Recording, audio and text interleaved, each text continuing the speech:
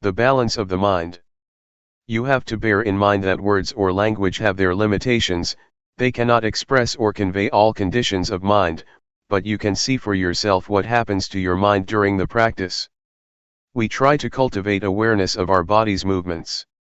To do that we have to keep our minds in balance. If our minds turn outward, that is they are distracted by external conditions or overwhelmed by stimulated thoughts, we cannot have clear awareness. At the same time, if our minds turn too much inward, we are easily tense because we focus too much on trying to stop our thinking. This will not enable us to have clear awareness either.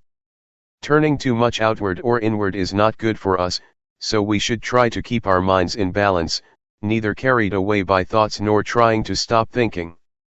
When I was a young monk practicing with Luangpor Teean, I practiced in a small cottage with closed windows and closed door. Luangpor Teean came to see me. He stood outside my cottage and asked me from outside, "Can you see me?" I replied, "I cannot see you." "Why?" he asked. "Because I am in the cottage and you are outside," I replied. Luangpor Teean then asked, "How can you see me?" I replied, "I have to open the door so that I can see you." So, Luangpor Teean asked me to open the door. When I opened the door, he asked me to stand at the threshold and then asked me, "Can you see me?" I said, "Yes." "So, you can see outside of your cottage?" "Yes," I replied. He asked, "Can you see inside your cottage?" I said, "Yes." So, Luangpor Teean emphasized, you should practice like this that you can see both outside and inside, not to practice with the closed mind that you cannot see anything but inside yourself. This is not a good practice. You should practice with a mind that can see outside and inside. This is what he taught me. Luangpor Teean's instruction will be fruitful if we do not only reflect it, but try to follow or bring it into practice. If we just speculate on he taught, it is useless. We have to bring it into practice and see for ourselves how it works. The point that Luangpor Teean emphasized is to keep our mind in the middle, not too much outward nor too much inward. The only way to do that is to feel, to stay on the basis of awareness. In order to have clear awareness, we have to keep our minds in balance, neither falling into distractions nor forcing our minds to concentrate, or putting much focus on any one point of the body. To be aware is to see, to notice the heat, to notice the cold, to notice pleasure, to notice pain, to be aware when our minds become high, and also to be aware when our minds become low, not to fall or be overwhelmed by each opposite of our mental states. Just let go of high and low, heat and cold, keep your mind unaffected by them. This is the middle way. This is the path that the Buddha described, the middle way. Those who force the mind to concentrate on the body's movement, or try to stop thinking are what he described as, trying to turn inward. That is, trying to stop thinking, or trying to force the mind to focus on a particular point of the body's movement. It is easy to get physical problems doing that, you may find it difficult to breathe or feel your chest tense. In this situation, it will be more fruitful to turn our minds outward, to our surroundings. For example, for anyone who has such symptoms, or is tense because of an overly inward-oriented mind, I would try to persuade that person to notice his or her surroundings. That is to turn their minds outward so that it will be in balance. In this case, outward orientation or outward attention is useful. It is not bad all the time, it can be useful, if we are to solve the problems of balancing our minds. A few years ago, there was a case in Thailand where a villager, who was very earnest in the practice, took his practice very seriously to the point of where his hands became so stiff, he could not move them. He did not show up for the morning chanting session which started around 4 o'clock, and I did not see him in the dining hall at breakfast time either. I wanted to see what happened, so I went to see him at his cottage after breakfast, and found him sitting with his hands stuck to his abdomen. Once he saw me, he asked for my help. He said that his hands had been stuck like that since 3 o'clock in the morning, and that it had already been 6 hours since he could not move. He said he asked for help, gave blessings to the sentient beings, but it did not help. I know that his mind was turned too far inward. So, I tried to speak with him to push his mind outward, to involve him in outward conversation. I had a conversation with him in order to let his mind out of that situation. I asked him, "How many children do you have?" He replied, 3. So I asked, "Do you miss your children?" He said, "Yes." "How are you planning to help your children when they grow up?" I asked. He started telling me his plan for helping his children. Unconsciously, his hands fell down, and he did not even realize it, still talking, replying to me. A few minutes later, he found that, oh, his hands fell down. It happened because his mind became interested in something outside, his mind became balanced, and the problem of his hands was solved by itself. This is an example of how problems can be solved if we try to keep our minds in balance. So, please take advantage of whatever happens to you, whether it be distraction, tension, or repression. Do not feel it is useless. When you feel distraction, it is useful if you try to learn from it. You can learn a lot from whatever happens to you. So, make the best use of it. Do not feel bad when your mind is carried away by thoughts or feels scattered. It can reflect a lot about yourself and the nature of your mind if you pay attention to it. Take it easy, feel relaxed when you practice. For me, I have no problem sitting or walking for a long time without being tired, because I feel relaxed and I take it easy. Whatever happens to you, do not become fussy or frustrated. When you lose awareness, or when you become stuck in your thoughts or in your thinking process, do not be fussy about it. Just feel that it is all right and then come back to the awareness. With this kind of attitude you will feel comfortable, and will get through any kind of problem. You may face not only tension or frustration, but also drowsiness or anxiety. But if you take it easy with the effort, with the attempt to resist these tendencies, you will overcome all of them. Any questions? Question: You just mentioned that when you reflect you can understand more about yourself, but during the practice, aren't we supposed to not think and just be aware? Answer: Yes, at this time you need not to investigate. Just be aware of it, just see it, that is enough. You will finally understand the thoughts, so you need not investigate. Just being aware of them is enough. I would like to add that once you have a better understanding of yourself and your mind, you should be careful not to fall into the trap of knowledge. Just knowing that you know is enough. If you become excited with your knowledge, it can distract you or obstruct you from being aware of your body. Question: Does the knowledge obstruct because you are thinking too much? Answer: It is a trap. It obstructs the practice because when you know more and more you become fascinated by knowledge. When you know more and more, you tend to follow the flow of the knowledge and then you lose the practice of awareness. There is a possibility that insight will arise within your mind, wisdom, or insight into the nature of body and mind.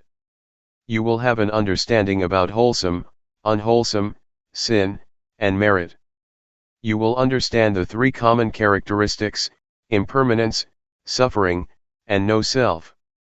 You will realize that you can be a monk in essence though you are a layperson. Some monks, after practicing and achieving such insight, exclaim that, "This is the first time that I feel as though I am a real monk. Just today I became a monk." Despite the fact that they had been ordained for many years, they felt that they were not monks until then. Question: Someone else suggested that, and I have tried it a couple times. After you practice a long time, you feel very well and calm. That is a good time to think about what you want to do in the future, because your mind is very clear at that point. Answer: there is no problem if you know when to finish. There are some artists who use meditation to calm the mind in order to paint. But I would like to say that meditation is not only for work, or solving practical problems. You should aim beyond that, to remove suffering. We should use meditation for a higher purpose than solving the practical problems of daily life. Just keep this in mind so that we can make the most of it. Do not try to achieve anything. Do not try to achieve supernatural powers, or want to be better than other people, to compete with other people, or to have a special mystical power. Do not have such an attitude or it will obstruct the practice. I would like to give another example. One monk in Thailand had achieved a lot before his entrance to the monkhood. He was a member of parliament, he had achieved everything he wanted to achieve. So his mind was achievement-oriented, and when he became a monk, he still had this attitude. When he practiced, he tried to achieve spiritual power, he tried to attain insight, the higher wisdom. He drove himself to practice a lot until his mind became out of balance. When he met me, he asked me, "Do you see that my robe is full of lotus? I am not an ordinary monk now." I took this monk out of the temple and tried to help him become normal. I took him to see the flowers, the trees, talked to him and made him forget the practice for a while, so that he became relaxed and felt better. But do not worry that you will be like him. I can assure you that I will take you to the right path. If you stay firm in your awareness and don't expect anything more than awareness, you will be all right. Question: was he practicing with Luangpor or with someone else? Answer: with another master, he was just visiting the temple. After a brief chat, I knew that the monk had a problem. Question: it is interesting that this monk would trust Luangpor. If they do not trust, the problem cannot be solved. Answer: it has nothing to do with trust. Because if we have the means to solve the problem, we just talk with him personally, and if we know how to help him get out of the trap that he is falling into, then we can help. In fact, this problem can be solved by itself, but it takes time, probably 10 days if nobody helped him. Question: I think maybe I am too inward in my practice, because when he told his interesting story I realized that all the tension in my back was leaving.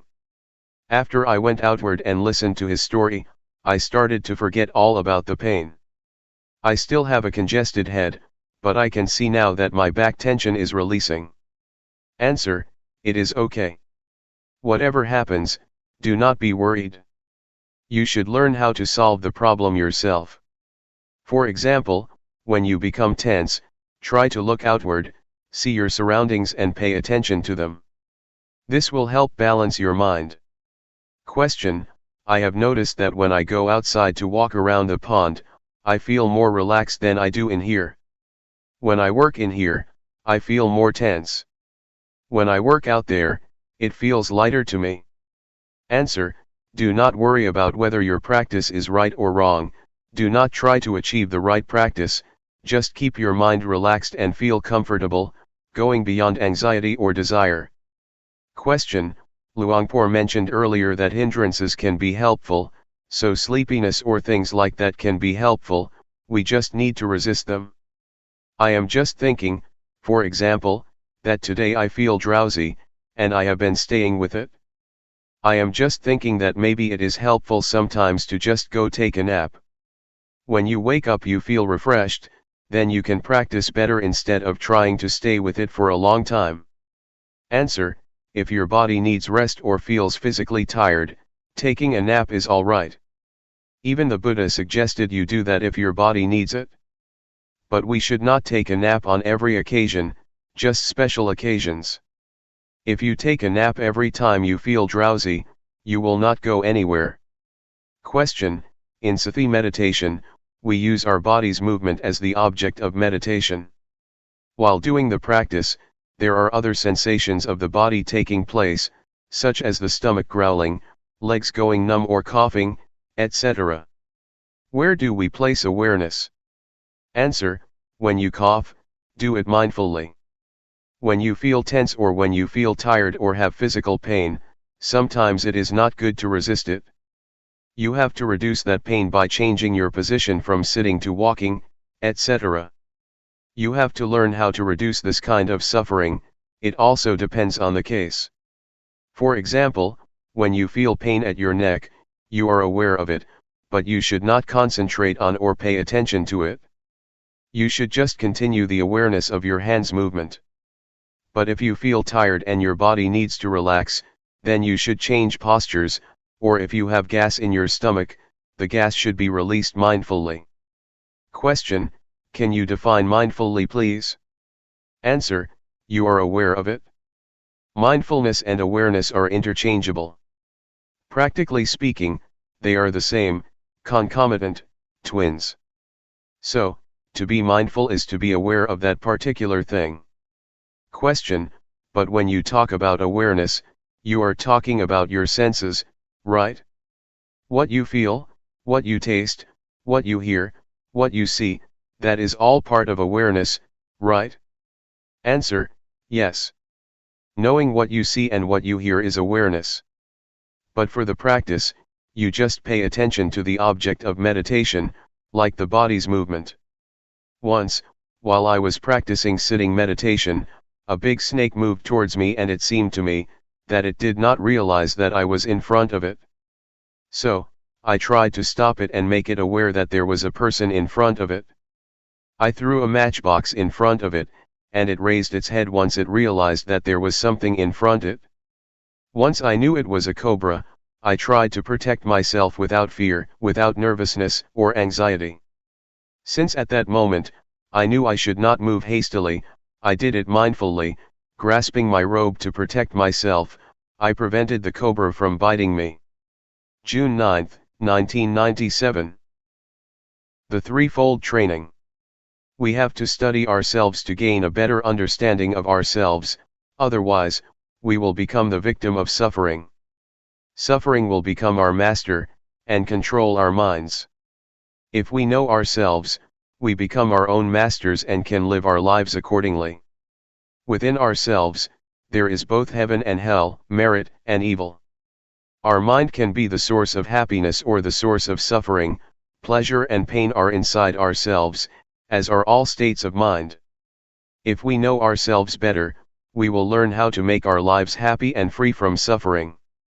There is no better way to understand ourselves, to work and see ourselves internally, than practicing meditation.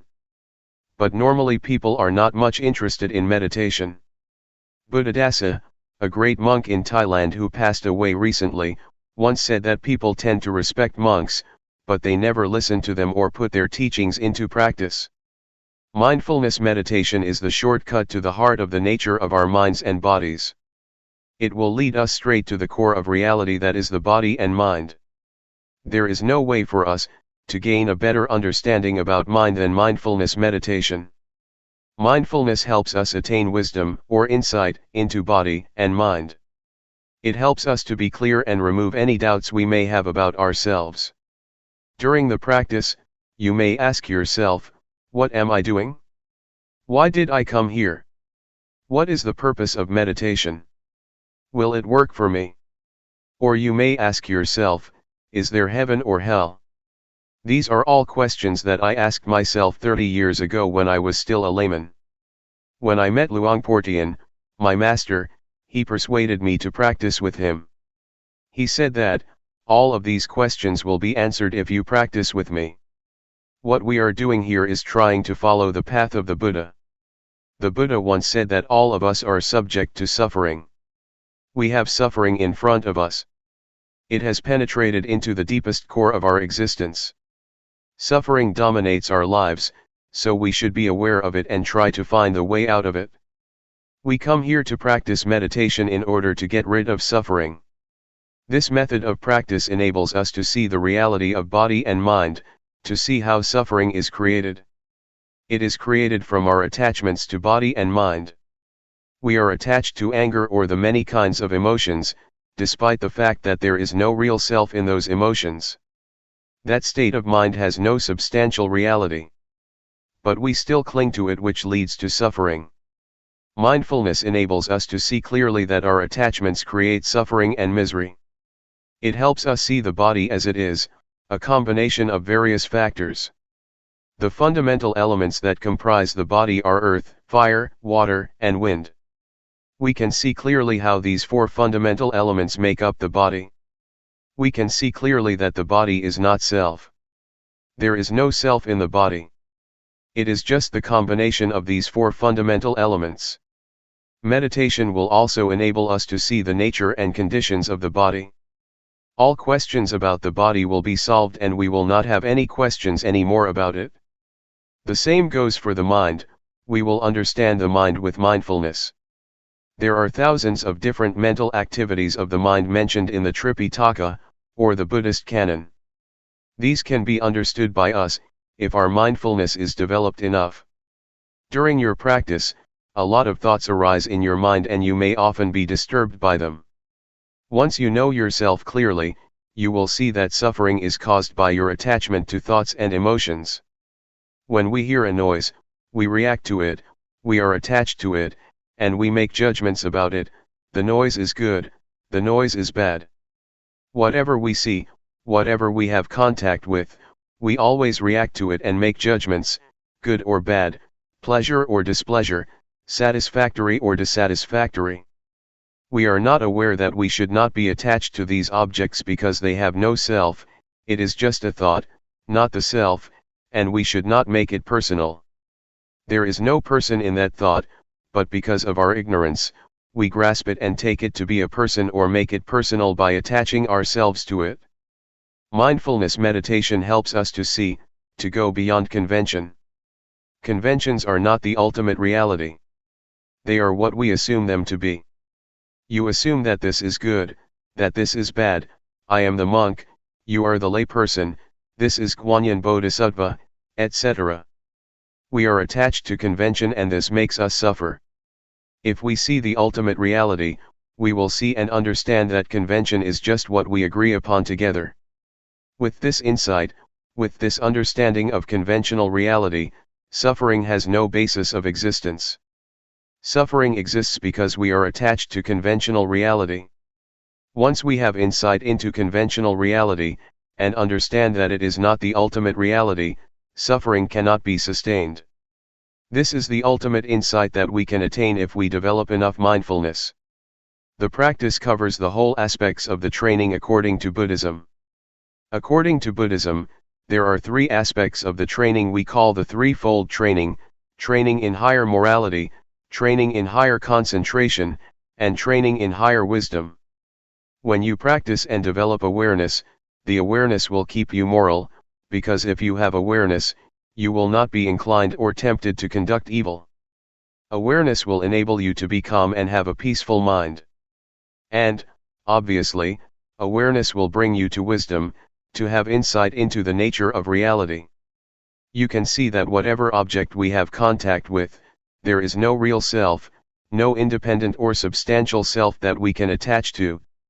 This will enable us to see reality as it is, to see how impermanent it is, to see how suffering it is, to see that there is not a self that we can attach ourselves to. Everything will be seen under this framework as being impermanent, suffering, and no self. We see what is subject to impermanence, what is subject to suffering, what is subject to no self. We let it be as it is. We are not attached to it. These are the insights that we can gain from the practice.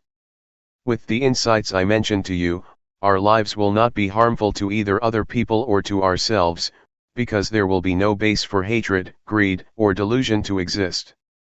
We know that there is no permanent self for us to attach to, so we will feel free, we will feel independent because we have nothing to be worried about. I can assure you that this practice is the way to the noble path, to a noble being, to a noble life. It will lead to the truth that can be shared by everybody, realized by everybody. It cannot be deceived or distorted because it is already inherent in all of us. There is a saying in Thailand that morality will bring us happiness, a peaceful life, and enlightenment. The morality that I mentioned can be achieved by being mindful, by cultivating mindfulness, and it can be assured by the practice that I suggest and instruct you in. Anyway, what I teach is from experience. What I say now may repeat what I said before.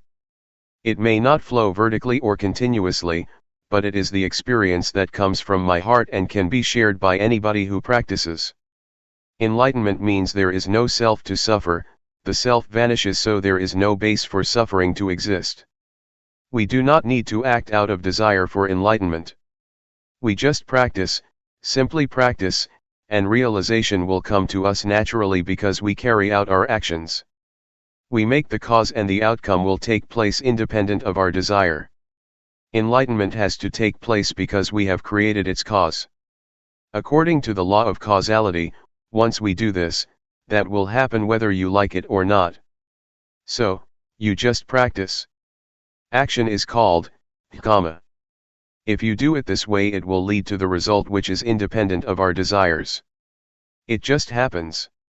Enlightenment that is not experienced by us is just convention, just a concept, even if you call it by other names, no suffering, or freedom. Anyway, the point is that we just try to reach the state of no self where there is no suffering. If there is self, suffering can happen. If there is no self, suffering cannot be sustained. It is not desire because enlightenment is already in ourselves, hell and heaven are already in ourselves, everything is in ourselves including enlightenment and the path. So it is not something out there to be desired or grasped. You need not think about it. You can realize it if you practice enough.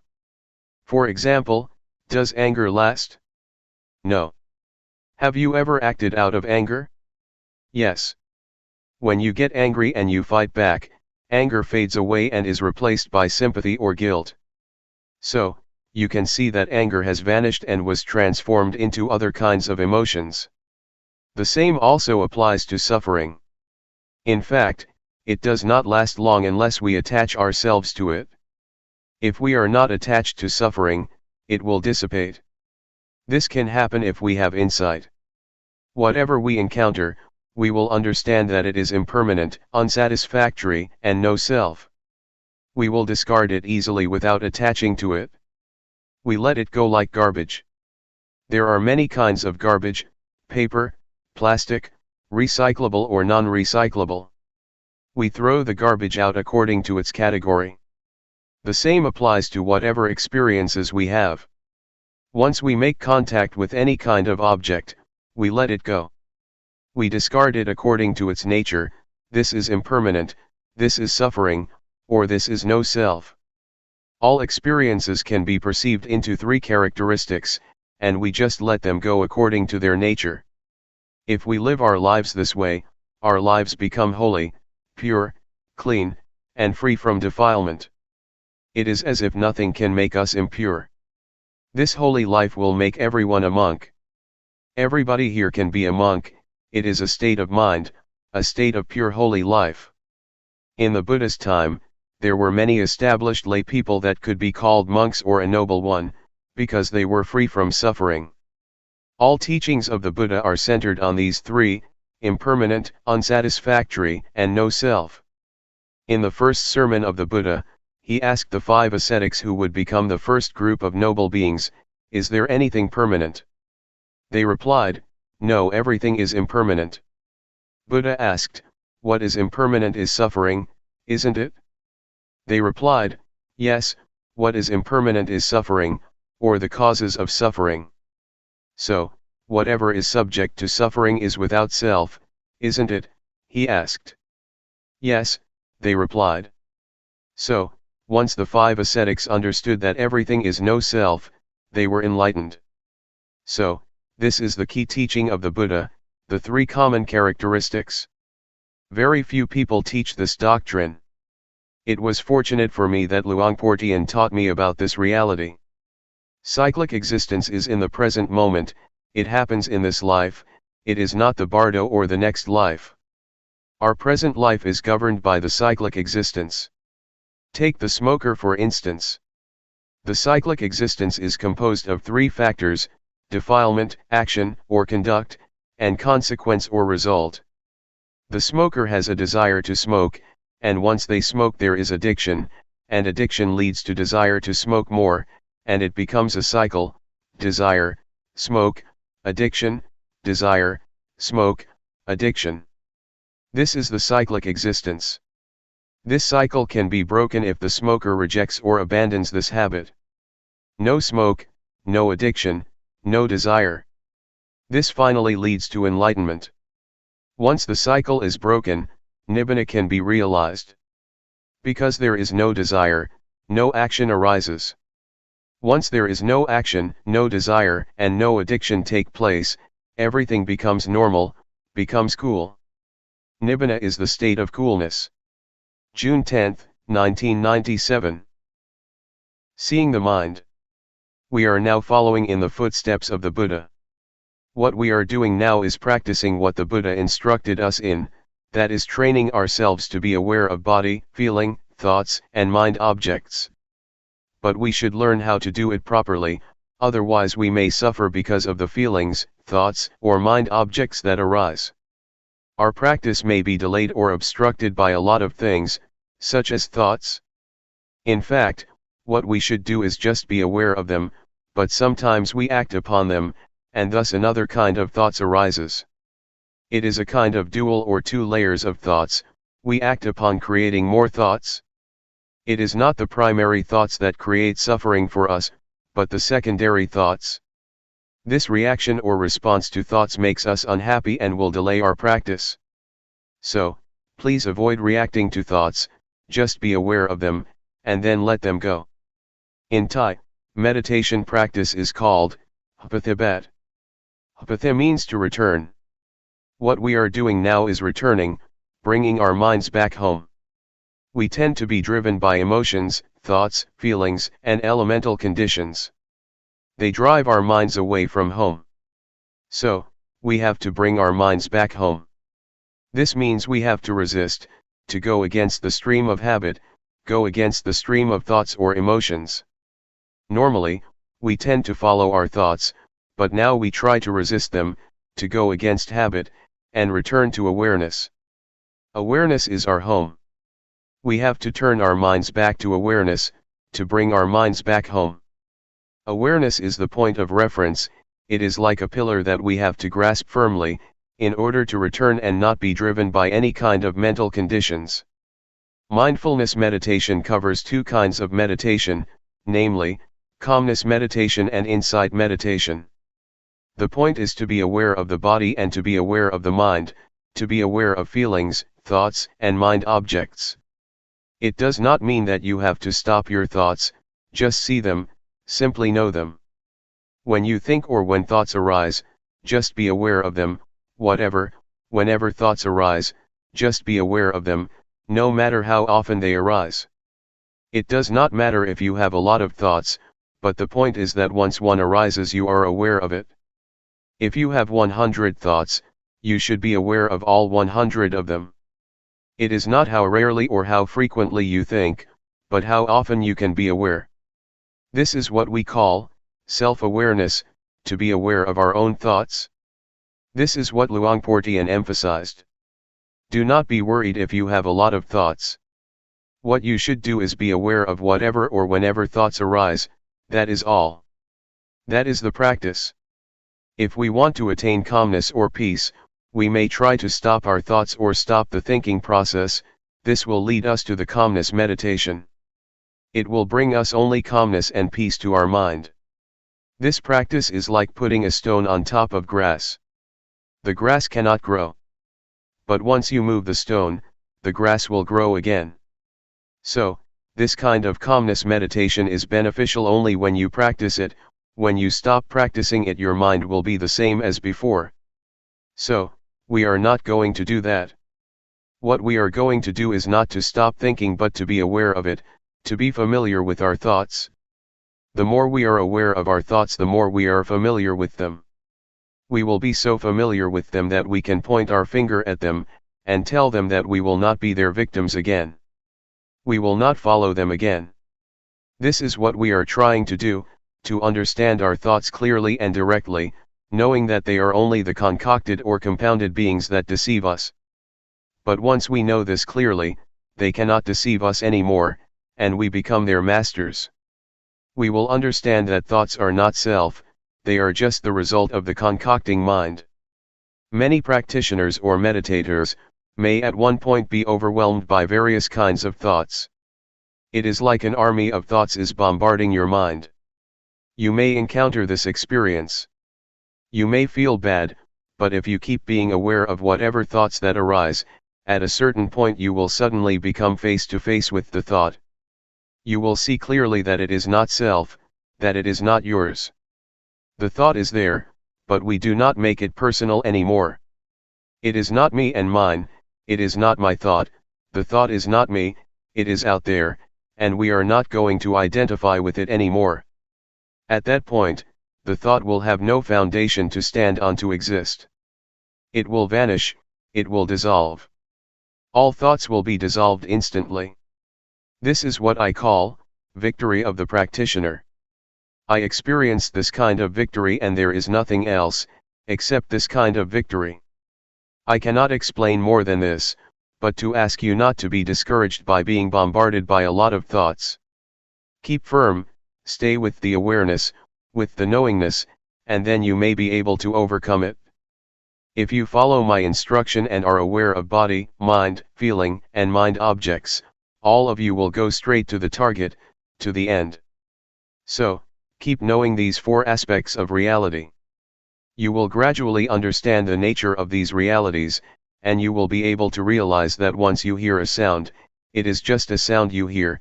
Once you see a form or an object, you just see it, no more than that. So, the body, feeling, mind, or mind objects will not be able to trap you.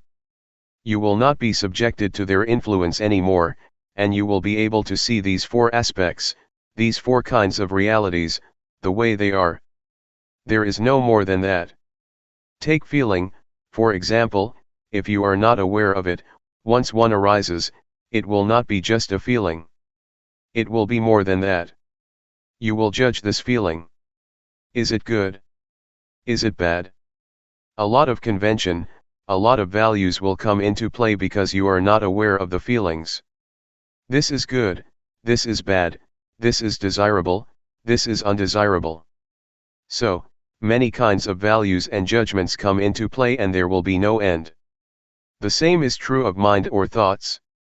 If you are not aware of them, you become judgmental and will go on, endlessly. So, just be aware of them and they will be finished, it will be ended. Feeling will be just feeling, emotions will be just emotions, and mind objects will just be mind objects, and no more than that if you are aware of them. So stay firm, stay only with awareness, and do not push yourself too hard. Just feel free and do not be worried. If you cannot do it, if you cannot be aware of it, that is okay.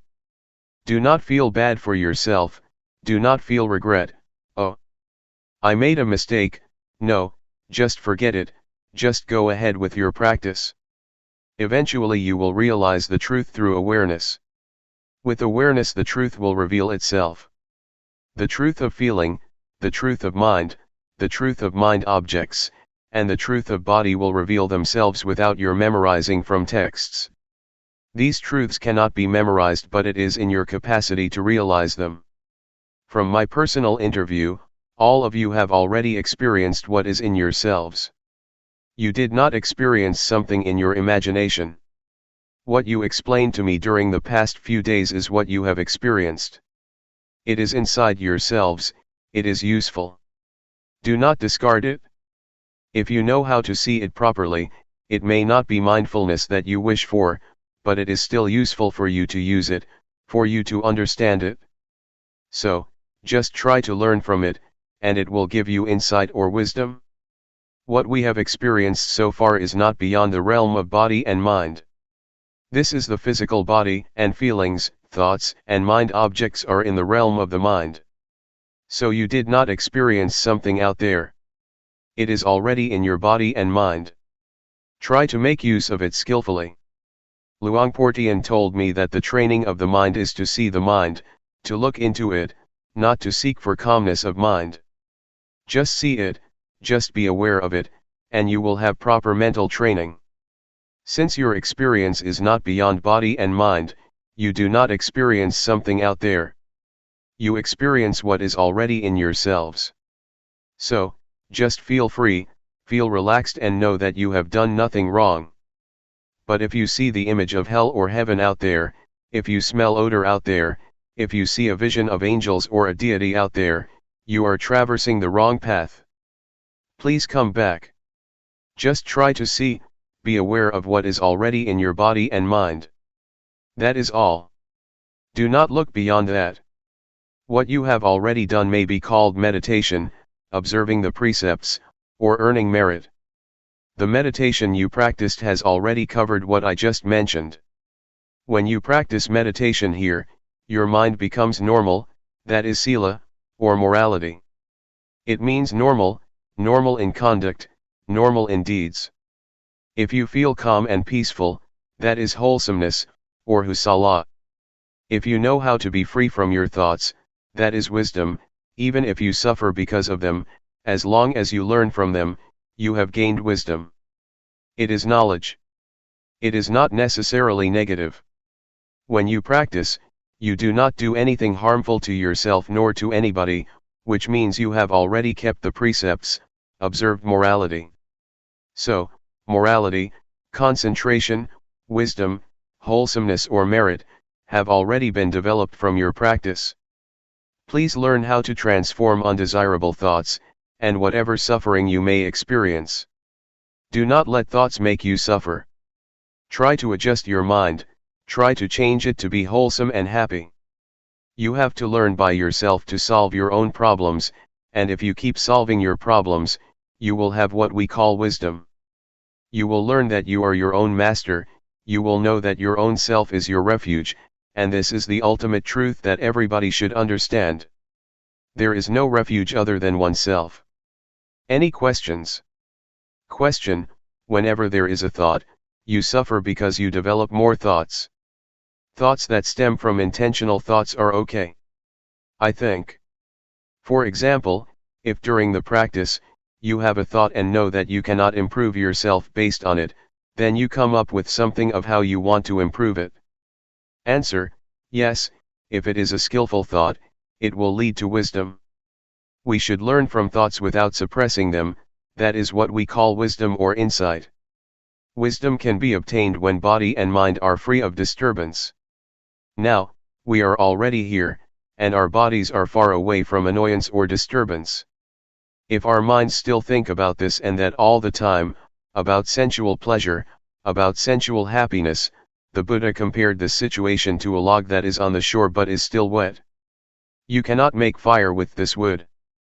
But if you are here, your body is in a place of solitude, and your mind is also calm and not engaged in sensual pleasure or distraction, you are like wood that has already dried and can be lit.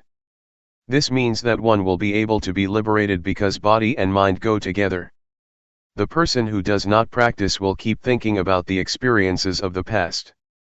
But if we practice, our minds will be in order, they will keep knowing the present moment. And this mental attitude of knowing oneself, or knowing one's thoughts, will give the wisdom that the mind itself reveals, the truth that is manifested in mind. So, such practice will give rise to the wisdom that the Buddha suggested and praised. We are able to develop or attain a state of wholesomeness in the same manner that the Buddha did. We are able to abandon the unwholesomeness and the suffering that the Buddha was able to. What the Buddha attained is not something beyond our capacity. We can also achieve his compassion, his wisdom, and his purity. So, do not think that the Buddha's qualities are something out there. It is already in our capacity to develop them if we practice constantly. If we practice hard enough, his compassion, his wisdom, and his purity will be shared by us. Mindfulness meditation leads everybody to the same goal, just like Route 301 led everybody here. Anybody who practices mindfulness meditation will realize the same thing, the same wisdom. It does not mean that the Buddha knows one way, and the noble beings know something different. They know the same thing because they use the same road. Mindfulness meditation is the most important road to liberation. What we have practiced now is not a waste of time. Even though you have not attained wisdom yet, what you have done will produce results. You are going to create a karma, or conduct, that produces results.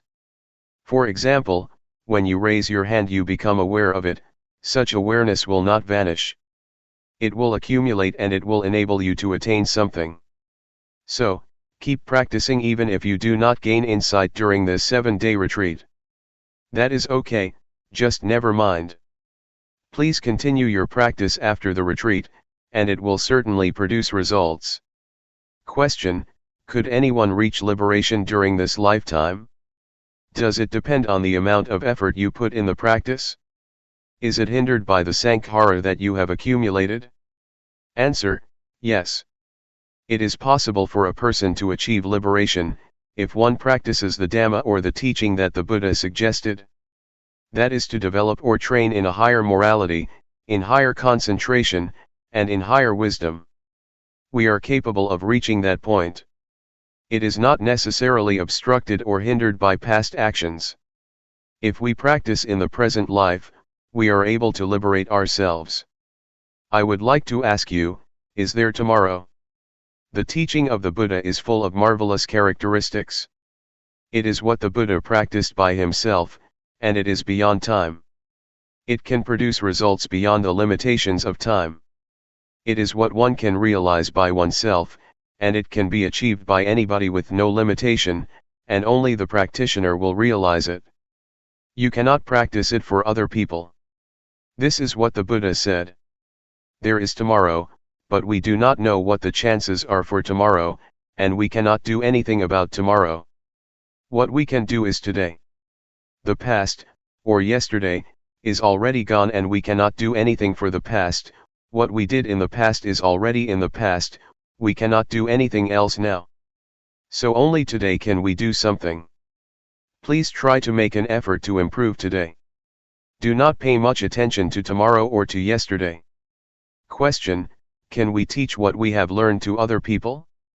Answer: we teach and we share what we already have. If we are compassionate enough, we teach compassion. If we are kind enough, we teach kindness. So you share what you have already attained or teach it to other people. There are many things that we may not have achieved yet, but we are able to do that. For example, we may not have read a book but we can still give it to other people. It is like food that we do not eat but share with other people. We do not benefit from it, but we can give the benefit to other people. We just try to help as much as we can. If we find children in trouble, we should try to help them as much as we can. There are many levels of Dhamma. If you live your life according to the moral precepts, you do not harm anybody, you do not kill, you observe the 5 precepts, you have already attained some level of Dhamma. So you can teach if you behave properly. But for the higher levels of Dhamma, one has to attain some level of insight in order to teach other people, but in reality nobody can teach anyone, we can only teach ourselves. Question: I have a question on seeing thoughts. Over the years, I have been practicing, worrying over the quality of thoughts. Thoughts can be strong and there may be many thoughts coming. I am wondering, if, over time, as I keep practicing, will the nature of my thoughts change so they are not as strong, not as quick, or will you just see the thoughts and they will improve? Answer: yes. The unintentional thoughts or undesirable thoughts that cause suffering will change. Their nature will change if you keep looking at them, and at the same time you may be more adept at looking and seeing. Your capacity to look and the nature of thoughts will both change, and your unintentional thoughts will improve. Everything is subject to change, even hatred, greed, and delusion will change if there are sufficient factors to produce the change. It is the law of nature that everything is subject to change, because everything depends on various factors. Luangpor Teean once made an analogy of the state of enlightened mind. An enlightened mind will not hold on to or attach to sensual pleasure, or anything that causes suffering. You just let it pass, let go of it. But if you are an ordinary person, you just grasp this greed, hatred, or sensual pleasure. Even if this is the anger which causes suffering, we still grasp it, and we enjoy it, enjoy getting angry. So, this is the mind of general people who never practice, they cling to happiness and suffering. People do not turn away from suffering, they cling to it and do not let it go.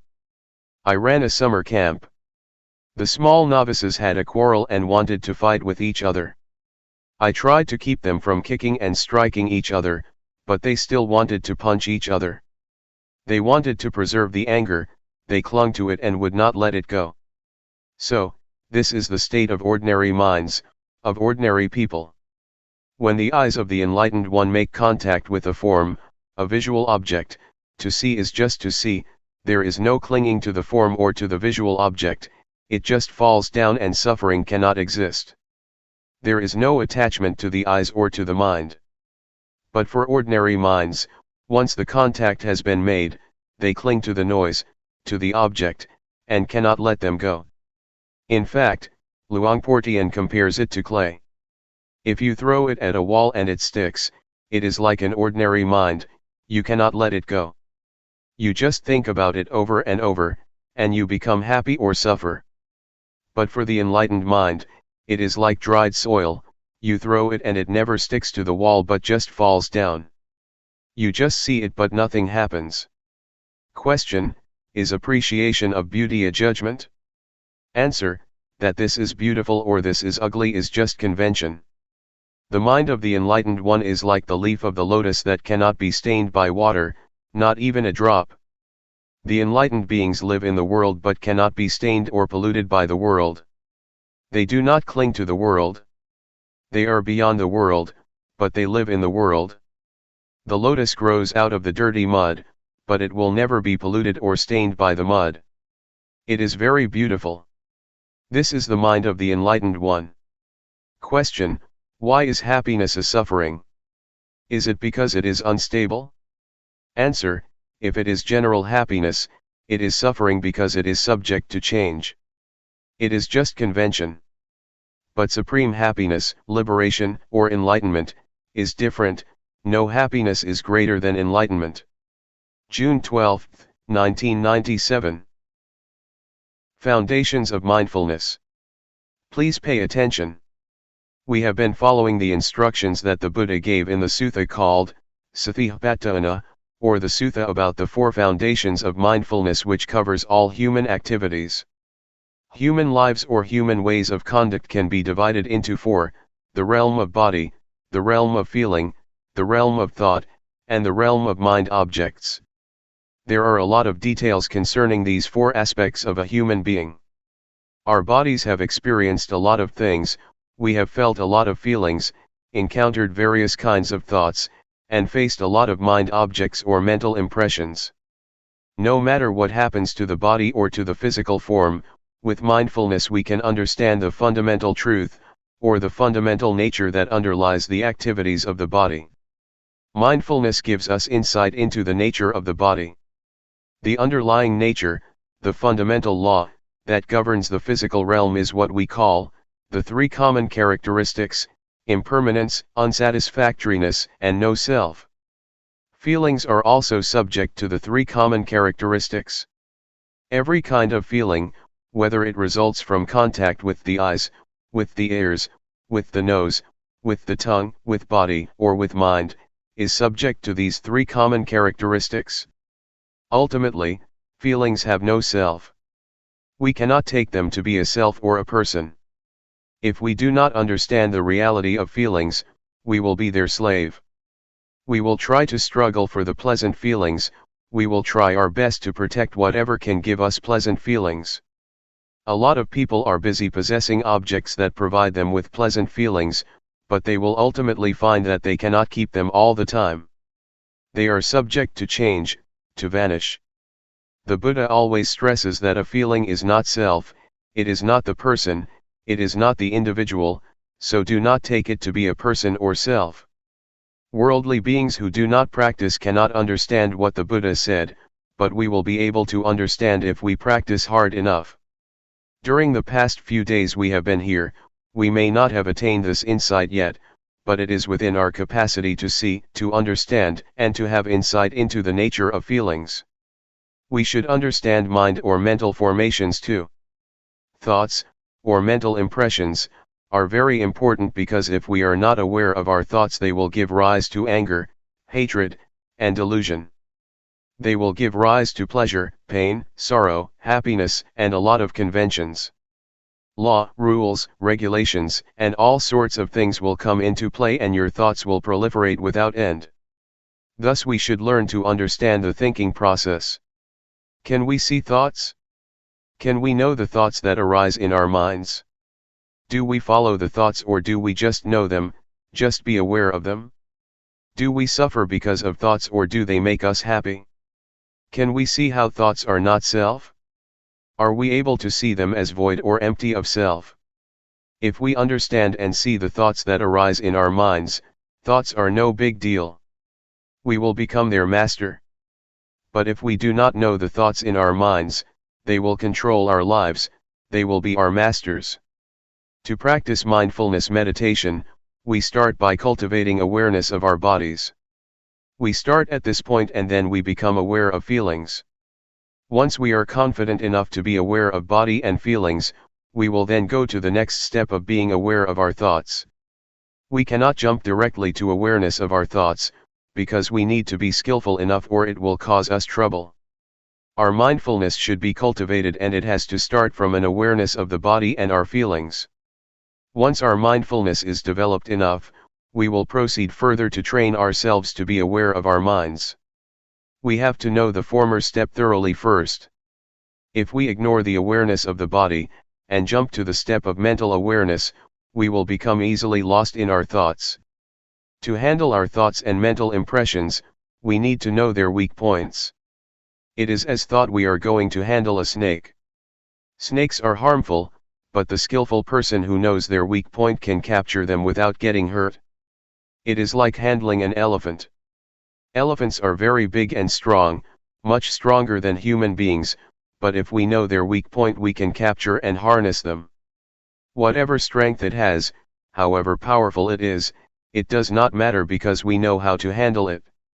The same goes for our relationship with our minds and our thoughts. We have to know the weak point of our thoughts, then we will understand and will be able to handle them. We should know what their source is and how they are conditioned.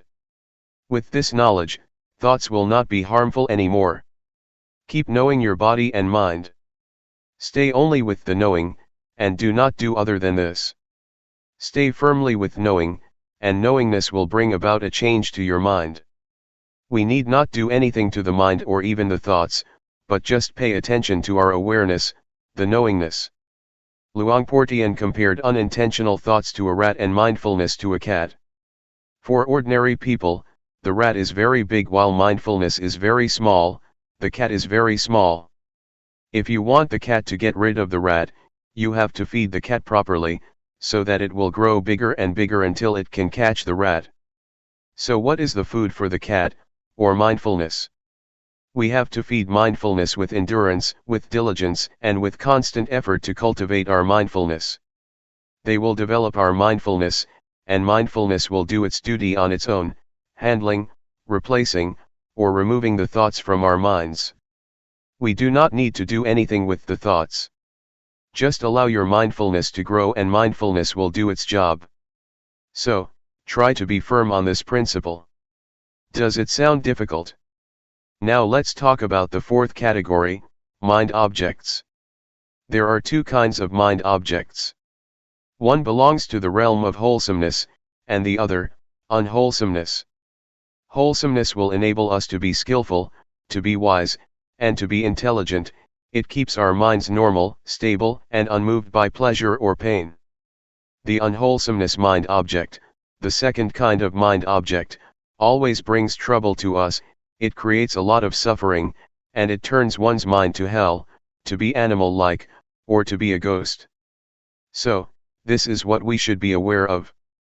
If we understand these four aspects of reality, body, feeling, thoughts, and mind objects, we have already covered all aspects of a human being, and our study is completed. So try to be familiar with these four realms of our lives, and learn to cultivate awareness of body and mind, of thought and of mind objects. Once we finish such study, our minds will become the noble life, the life that is harmful neither to ourselves nor to other people. It is called noble. Noble means harmless. Do not become stuck in doubt, in uncertainty. I can assure you that all kinds of sufferings, defilement, and unwholesomeness, are born out of our ignorance of the nature of body and mind, and strengthened by it. Once we have attained insight into body, feeling, mind, and mind objects, these four aspects, our lives should be liberated.